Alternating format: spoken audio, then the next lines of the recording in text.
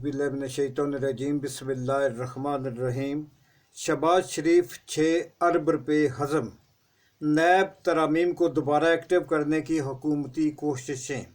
इंसाफ नवाज शरीफ के करीब लेकिन कप्तान से दूर। इमरान खान हर रिलीफ से महरूम। Nawaz Sharif above the law, above the every law. तफसीलात।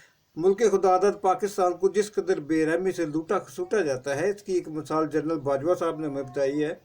मशहूर साफ़ी साबर शाकर और चौधरी गुलाम हुसैन साहब को जनरल बाजवा ने बताया कि सी पैक के मनसूबों में भी बहुत सारा पैसा बनाया गया था।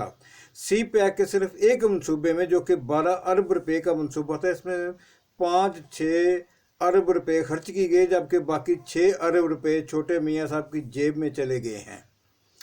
नैब तरामीम इस मुल्क को लूटने की एक बदतरीन मिसाल है। मुल्क को लूटने वाले चोरों, लुटेरों और डाकुओं ने नैब में तरामीम करके इस मुल्क के टैक्स पेयर का 1600 अरब रुपया लूट लिया है और इसे माफ़ भी करवा लिया है।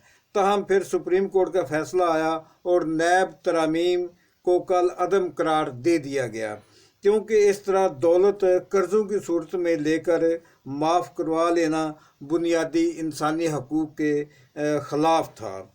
ये फ़ैसला आखिरी फ़ैसला था जो कि उमर अता बंदयाल साहब ने रिटायरमेंट से कबल किया था। अब एक तबका जो मुल्क में अपनी हुक्मरानी, अदालतों पर कंट्रोल, एस्टेब्लिशमेंट को हम ख्याल और हुकूमतों को बेबस करके अपनी ताकत और पैसे के ज़ोर पर एक ऑक्टोपस की तरह पूरे मुल्क पर पंजे गाड़ चुका है, उस तबके ने नैब तरामीम जो कल अदम कर दी गई थी उनको बहाल करके अपने 1600 अरब रुपये बचाने की कोशिशें शुरू कर दी हैं, ताकि उन्होंने जो कर्ज़ इस मुल्क के गरीब लोगों के टैक्स पेयर के पैसे से लिया था, वो कर्ज़ उनको वापस ना देना पड़े। इस मुल्क के लोगों का क्या, ये तो भूखे मरने के लिए तैयार रहते हैं, इनको तो जैसे भी हालात हैं ये ज़िंदा ही रहते हैं, ये मरते नहीं इतनी जल्दी। लिहाजा उन्होंने कोशिशें शुरू कर दी हैं कि किस तरह ये तरामीम बहाल करके अपने 1600 अरब रुपये जो हैं वो अवाम के पास जाने के बजाय हमारे अपने पास ही रहें। तो मुल्क में कोई ऐसी ताकत फ़िलहाल नज़र नहीं आ रही जो गरीब आवाम के पैसे को लुटने से बचा सके। जब से नवाज शरीफ साहब हीथ्रो एयरपोर्ट से पाकिस्तान पहुँचे और उनको जिस कदर तेज़ी से अदालतों से इंसाफ मिलता जा रहा है, बिल्कुल उसी तेज़ी से इंसाफ इमरान खान से दूर होता जा रहा है।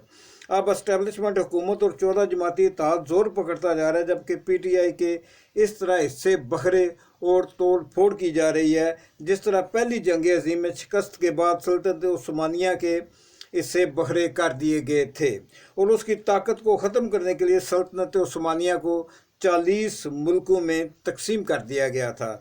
मगरब, अफ्रीका और अरब तक फैली हुई सल्तनत सिर्फ तुर्की तक महदूद होकर रह गई थी। PTI जिसको पंजाब, खैबर पख्तूनख्वा, आज़ाद कश्मीर और गिलगित बल्तिस्तान में हुकूमतें जिसकी थीं, जबकि बलूचिस्तान और सिंध में उसकी काबिल ज़िक्र नुमाइंदगी मौजूद थी, वफाक में सबसे बड़ी पार्टी थी। अब इस अजीम वफाकी सियासी पार्टी को तितर बितर कर दिया गया है, पाबंद सलासल कर दिया गया है और मुकदमात में उसकी क़यादत को गिरफ्तार कर लिया गया है। और लगता है कि इस बात का मुक़्तदर हलकों ने फ़ैसला कर लिया है कि इमरान खान साहब इंतखाबात हों या ना हों, उन्हें किसी तरह भी कोई रिलीफ नहीं दिया जाएगा। इलेक्शन हुए तो 60 में से 60-70 से ज़्यादा सीटें इमरान खान को नहीं दी जाएंगी।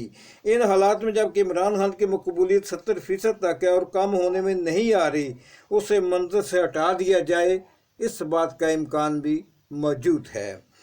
माजी के कुछ फैसले, माजी की कुछ मुलाकातें आज पर असरअंदाज हो रही हैं, बल्कि माजी की ये मुलाकातें आज एक किस्म का आज एक बड़ी हकीकत और खौफनाक नताइज बनकर हमारे सामने आ खड़ी हुई हैं।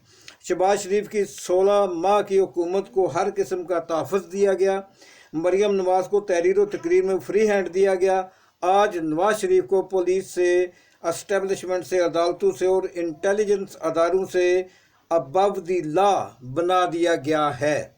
ये सब वाक़यात का ज़हूर मुस्तकबिल की बड़ी वाज़ह तस्वीर दिखा रहे हैं, जिसमें नवाज शरीफ चौथी मरतबा वज़ीर आज़म के रूप में नज़र आ रहे हैं। रुकावट सिर्फ एक ही है और वो है आसिफ जरदारी। वो भी मुनासिब कीमत मिले तो बिकने को तैयार हो जाएगा। अल्लाह अल्लाह खैर सल्ला। अस्सलाम वालेकुम।